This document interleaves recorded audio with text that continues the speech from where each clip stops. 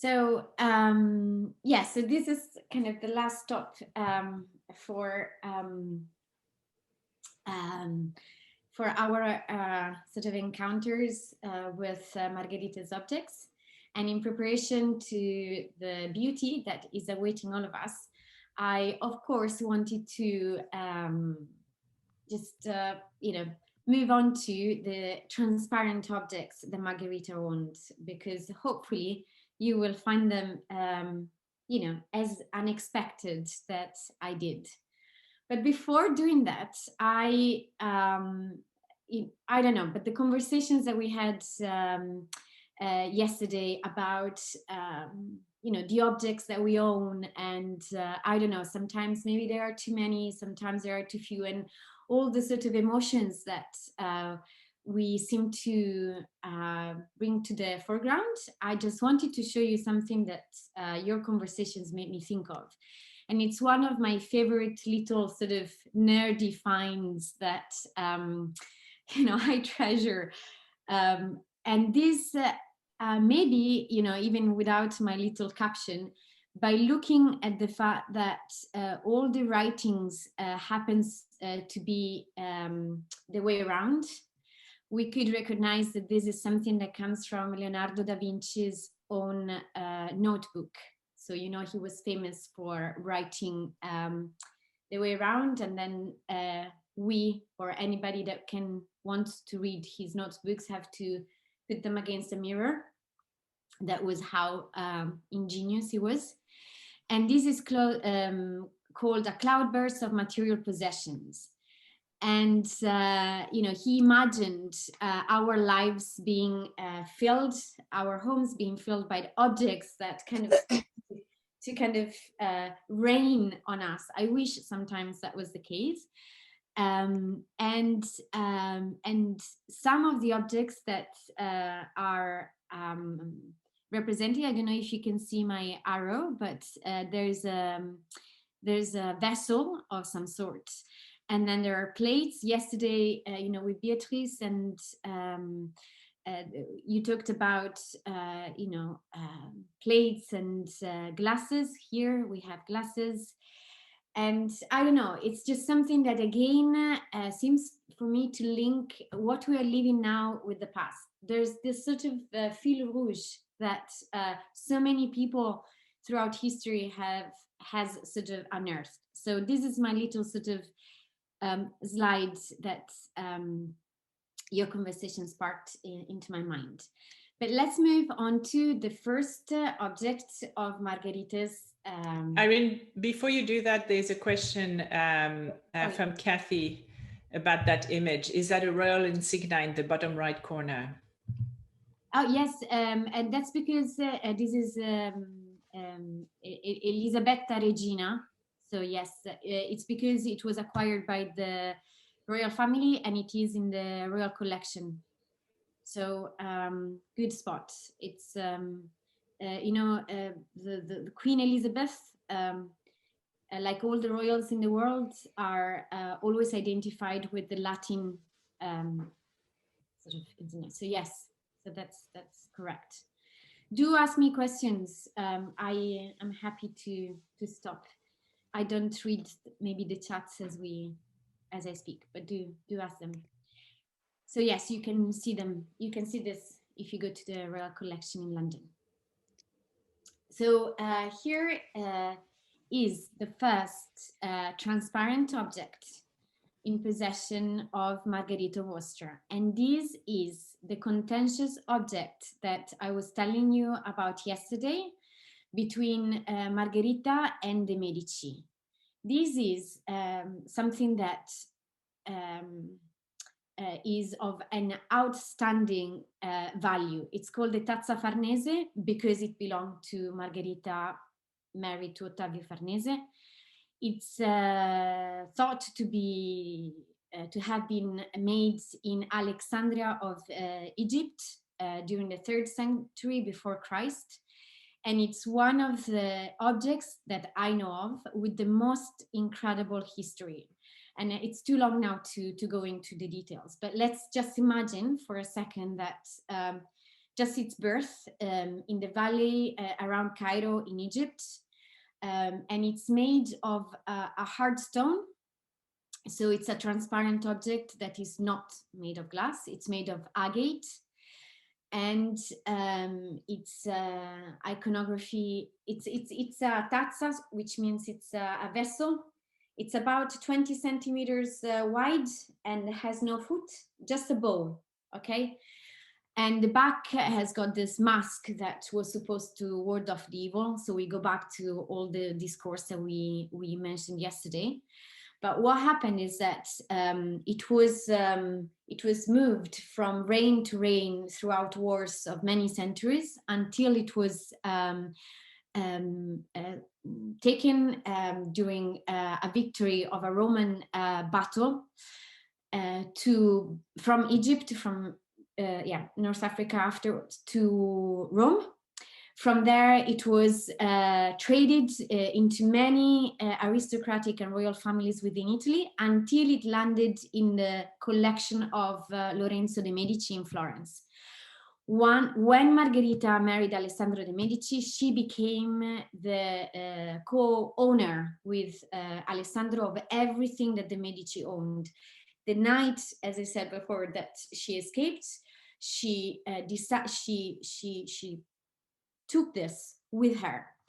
And throughout the decades and the centuries of legal fights to have these back to the Medici possessions, the Tazza Farnese has remained in the Farnese ownership and is now at the Archaeological Museum in Naples. But the reason why I wanted to start with this, it's because when we think about transparency, we might think about no colored object made possibly in glass. Whereas the Tazza Farnese, with its beautiful natural colored agate, when is transversed by light, like in this moment, creates a transparency that is able by itself, with playing with the figures, to tell a story that from a two-dimensional image becomes almost alive. And I think we can imagine why it's such a treasure possession.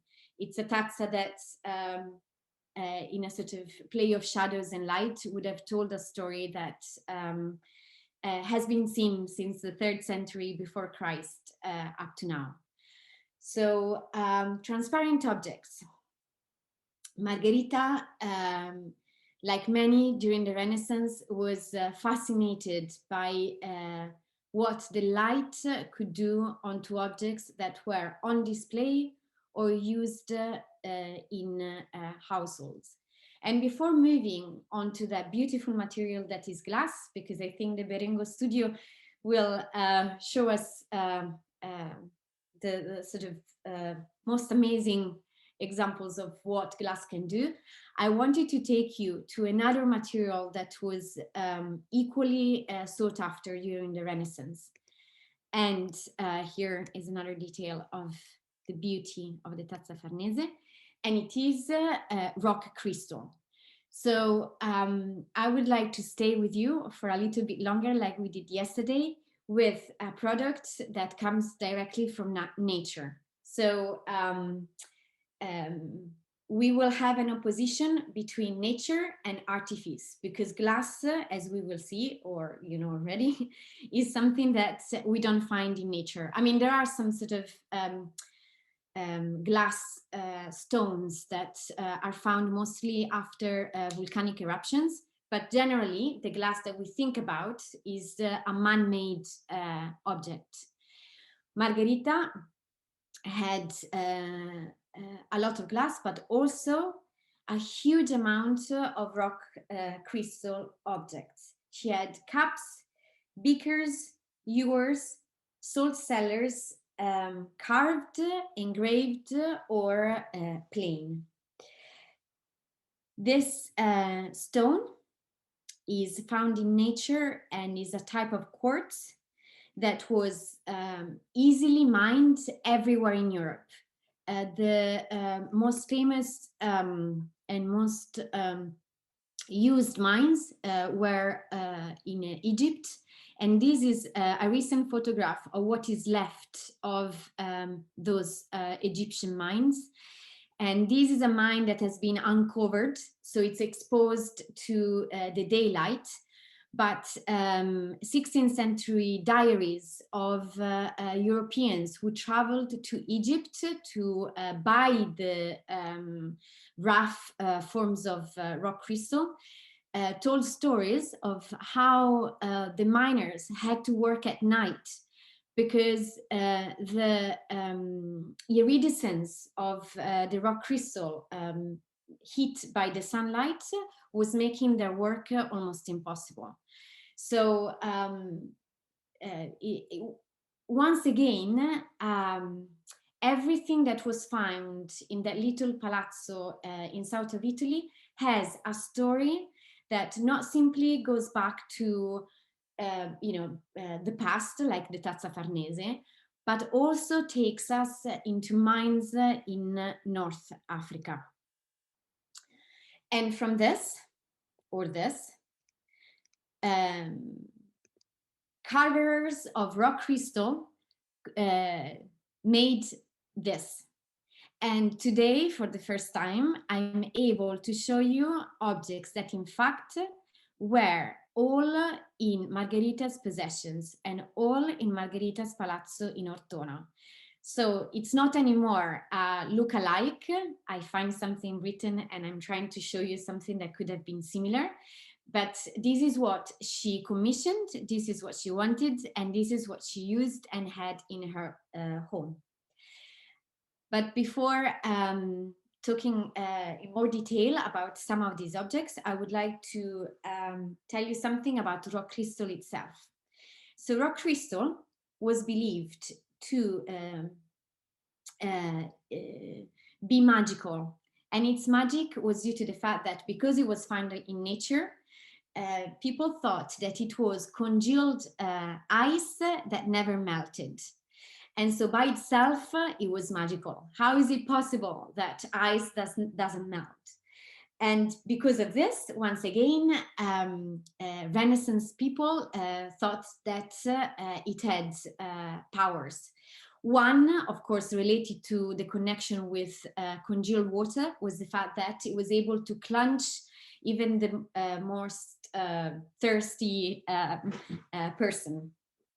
But it also was believed to calm spirit and to give sort of happiness to everyone who looked at it or used it. This vase is 40 centimeters in height, so it's a huge vase, and a little bit it reminded me of some of the things that we saw yesterday in Andrea Salvatore's workshop.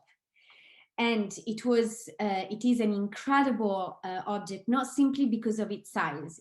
For it to be like this, we need to think about mining rock crystal rocks of a huge quantity, because all that we see is not blown like we will see for the glass, but it was carved. So rock crystal was chipped and was emptied and was hollowed, and beads were then stuck onto it, in this case with the use of silver gilt or gold bands. But we need to imagine how these huge blocks of crystals came into Europe. In this case, in the workshop of the Miseroni, who were the most famous brothers able to work such a material, and they were based in Milan, and Milan at the time was within the Kingdom of Spain, and that's why Margherita went to them to ask for this ewer to be made. I think the beauty of this is in all its exquisite carvings, but especially personally, I think in the curly details of the nymph's tails, that I think really look like congealed droplets of water, and somehow by magic stand on their own. Margherita had a huge quantity of unexpected items, all made in rock crystal. Another one, this time lost, she had an entire writing set, a desk made in rock crystal. So clearly, you know, that stern woman that everybody is used to see in paintings was pretty fun when it came to decorating her own house. But also, and this is, I think, amazing, because we can really see through it, even if the walls of a rock crystal ewer of this size is pretty thick. So we are talking about at least a 5 centimeters thickness for the walls of the ewer. This is another incredible object that she had. And I think it's another good link with Venice. And because, I mean, the word gondola comes from a type of ship that was known in the Renaissance. And this is how it was described in Margherita's inventory. A ship of rock crystal on a stand, carved and engraved with figures from the sea and serpents. And I think that we can see all of these details in this. It is a vessel formed by a huge voluminous body, and it is about all in all 50 centimeters this time in height. This is a huge ship, and with the handles on the sides in the form of winged serpents with dragons' heads. We have female breasts and bodies ending in console legs. And there is also a larger one that you can see on the stern here, simulating the rudder. 13 pieces in all are assembled with gold rings and mounts enameled in black, protected by the mouth and the deck of the forecastle. The body displays intricate decoration delimited in 2 strips at the base. And I decided to go onto the details because it's a unique object. And now all the rock crystal vessels that I'm showing to you are in exposition at the Prado Museum in Madrid. So Margherita's collection of rock crystal was then acquired by the Kingdom of Spain and brought back to Madrid. And we can all now be able to see them in the museum, in the Farnese Gallery there. So Irene, yeah. I just have a quick question. I mean, these things look like in absolute mint condition, and Yeah. how is that even possible? I can't keep a glass not chipped in my household. Okay, this is very interesting, and you know, I didn't want to go too much in details, but it's one of the most amazing features of rock crystal. In contrast to glass, rock crystal is a hard stone, so it's very, very resistant. This ship is weighs more or less about 3 kilos. And then another thing, and I had a whole series of slides and then I took them off because I thought I was getting a little bit nerdy, and I have to kind of, how do you say, censor myself when I kind of go on a loop on these things. But when rock crystal is broken, it's almost impossible to put it back together. So as I showed you at the beginning, the most popular mines were in Egypt. So the first objects in rock crystal was made by Egyptian craft people. And we have a huge quantity in archaeological museums all over the world of Fatimid rock crystal objects. And even those are, for the most part, intact. When they are not, and they try to put them together, we see strips of metal that link them back together, because there's no other way to mend a rock crystal broken piece. I have found in my research cracks within rock crystal, and then later craft people who used the cracks that were formed within the stone and engraving trees, for instance, to disguise them. But that's why we should probably all go back to rock crystal and to have our sets. Rock crystal is particularly heavy, so not very sort of easy to handle. But just one last note on this particular boat. Princesses' tables all over Europe had as centerpieces not flowers, but ships or vessels made in rock crystal. And that's because the two-dimensionality of the engraving that we see on the sort of fat belly of the vessels, suddenly with the feeling of red wine, because that's what was, water was unsafe, that's why Renaissance things are so crazy. Nobody could drink water; it would kill you. So we during Renaissance, that was kind of a lapsus, but drink wine and imagine this sort of transparent vessel being filled with a red liquid, and what that would have created in terms of new decoration within it.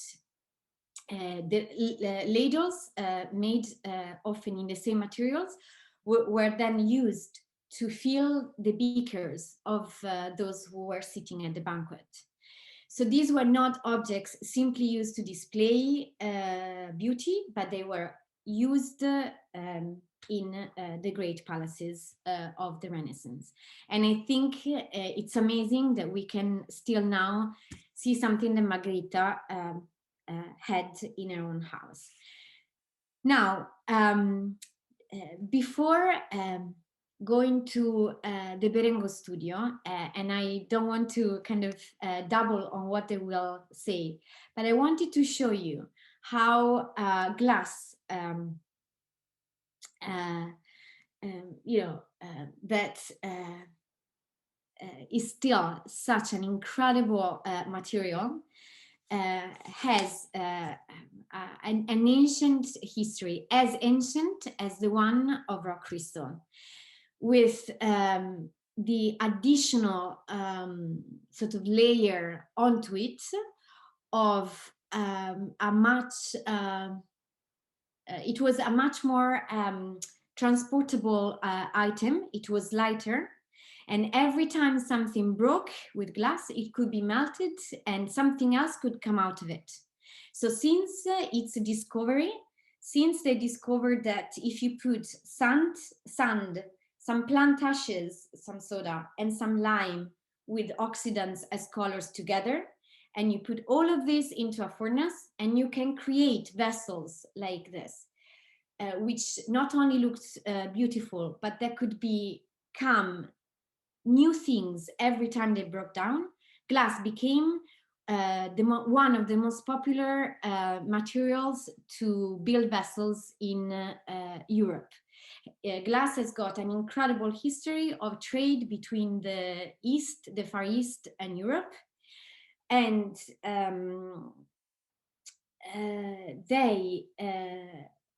and then possibly the people in the Berengo studio will tell you this, but it was its technique was perfectioned in the Far East and Near East, as in this amazing cup that is dated to the 1st century AD.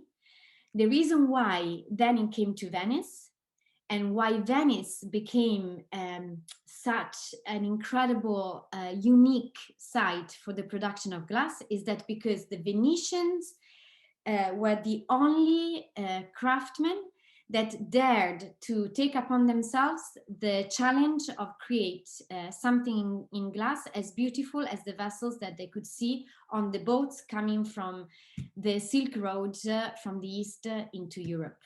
So it's not by chance that it was because only the craftsmen in Venice, who could see so many of these boats filled with glass decided to learn their technique and become as beautiful and create things as beautiful as the ones that we see today.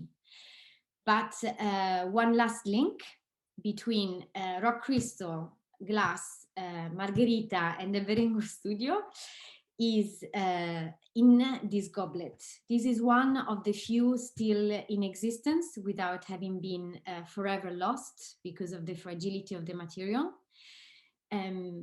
Is this.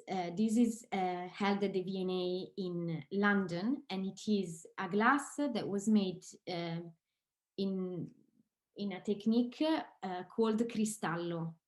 So the cristallo glass was sought after because it reminded of people of the rock crystal vessels that were so in fashion during the Renaissance. But if rock crystal was incredibly heavy and it was incredibly expensive because of the place where it came from, and because only few carvers were able to create what they created, the cristallo glass was instead lighter, as transparent as crystal, and far more elegant on a table. And that was my way into show to all of you and to myself first, the beauty of transparent objects in a household of the 1580s in a small town in Italy, before we move on to the beautiful Berengo studio workshop in Murano. So I'm open to any questions if you have them, or... I have a quick question. In terms of making glass and finding the material, were there any quarries near Venice that also helped that? Glass, yes, absolutely. Mm-hmm. So one of the reasons why Venice was also facilitated in this is because the silica, the sand that was needed to create glass, was found nearby. But before the Venetian craftsmen dared to learn such a technique, what happened is that from the Far East and the Near East, other furnaces, because Florence, for instance, had another one, they would buy shattered pieces of glass and make their own glass vessels by melting those and creating new ones. And then we need to, but possibly you will hear this later, we need to make a difference and a note between Venice and where in fact glass was created. Because of the need of such big furnaces, the glass making furnaces were forbidden to be in Venice. And that's why you find them only on the island. And that's because of the danger of explosion that in fact happened over the centuries in the past, of the experimenting with the furnaces to create glass. Yes, but I think it's incredible that glass has been always the first and only material that started the idea of recycling. So what we now are used to see as even a Roman vessel, like the one I showed you before, we don't know what it was before becoming a Roman vessel. And we have, archaeologists have uncovered all sorts of testimonies to tell us that things that we see made in glass could have been something completely different and can become something different again tomorrow. So keep all your broken glasses. Don't throw them away, and find a studio that can make something amazing out of it, because it can. So yeah. There is a studio in my village here. village of 1,700 people, and there's a great glass studio here in well, Debbie and I are in the same village. You know it too, and they do great work here. So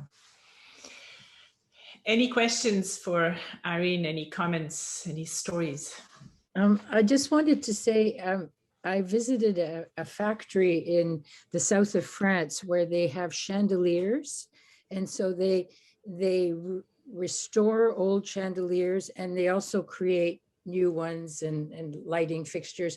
And the fellow who runs it, who's a young guy, they're not allowed to mine rock crystal in France anymore, I think, or anywhere in Europe.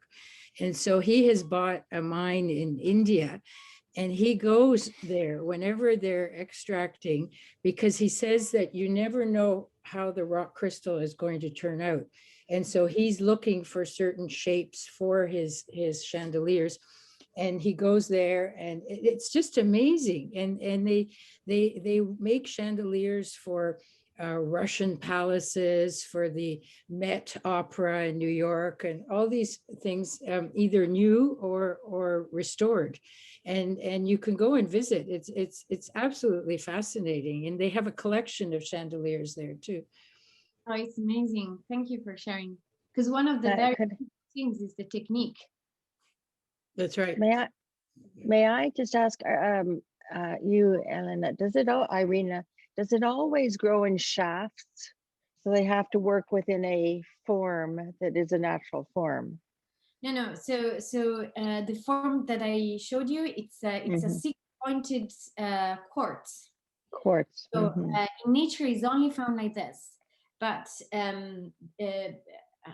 as Beatrice was saying, and this actually happened already in the 17th century, Europeans had to go to India to import the quartz, but because they exhausted the quarries in Egypt and in Bohemia. There were two centers that were easy.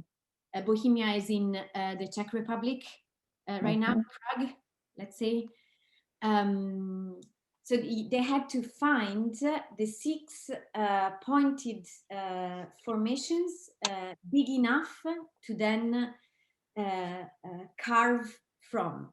You couldn't slice a piece of rock crystal. And in fact, again, I can maybe show it to you later, but there's a painting that with the Miseroni family, and behind them, you can see what the ingenious Renaissance craftsmen devised in order to hollow and to shape and to turn the 6-pointed formations into round vessels, and they use huge wheels. In fact, yesterday when we saw the cutting of the stones, the fact that they needed to use sand and to use water, we need to imagine something like this, but at in a sort of huge scale, to carve and to sew and to hollow a piece of rock. And that's why at some point it stopped being used, and that's why that possibly workshop in south of France is such unique, because it's a painstakingly long process to create what we saw. Determined by nature. A quick question, and I found that question fascinating. I didn't realize the last the piece of the woman lying down. Is that going to be coming? Like, is that from the gallery we're going to, and we'll hear about it later, or? Yeah. Okay, all right, because it was unbelievable. And I think the reason why I think I also find it fascinating is the fact that, of course, it's taken clearly from an ancient statue, and once again, it is sort of another level of a sort of continuation from past to present to future. Is the fact, and I noticed this yesterday also. I didn't want to really interrupt, but that big head that Andrea Salvatori was carving as we walked virtually in his workshop, that really struck me, because he mentioned it was from a copy from the Farnese Hercules. So once again, a statue that was in the Farnese family, that came from the ancient Greece, and now being copied and created yet in another material by another craftsman. And the same thing by in that seated glass sculpture that is the replica, the re-elaboration, the new creation based on a very, very ancient past. It's very fascinating as a sort of layer of this past, present to future. I want to show you, this is a Roman glass. I don't know how you can Can see. you bring it up a bit? Yeah, bring it up to the camera. The camera is at the top of your screen. Oh, okay. There we go. Yeah. It's quite iridescent. It's got some blue, some sort of turquoise, and then inside it's got sort of pieces of, I don't know, clay or something. I mean, yeah, they actually, yeah, they come out, but this is Roman. Yeah. It's an ampulla. It was been used to store oils. Right, right. Balsams. It's beautiful. So how old would it be? Well, it's Roman. I don't know how old it is. Well, I would say between the 3rd century before Christ and 200 years after, that sort of thing. But that's quite interesting. Have you seen that, you know, the idea of transparency of transparent glass is something that comes later on. So that's glass, but its transparency is, it would have been even more opaque. And that's why, you know, it's only with the Venetian that the cristallo glass, that the fully transparent idea of glass that we have now was created. Originally, it was like what Beatrice is showing, very, very opaque. Amazing.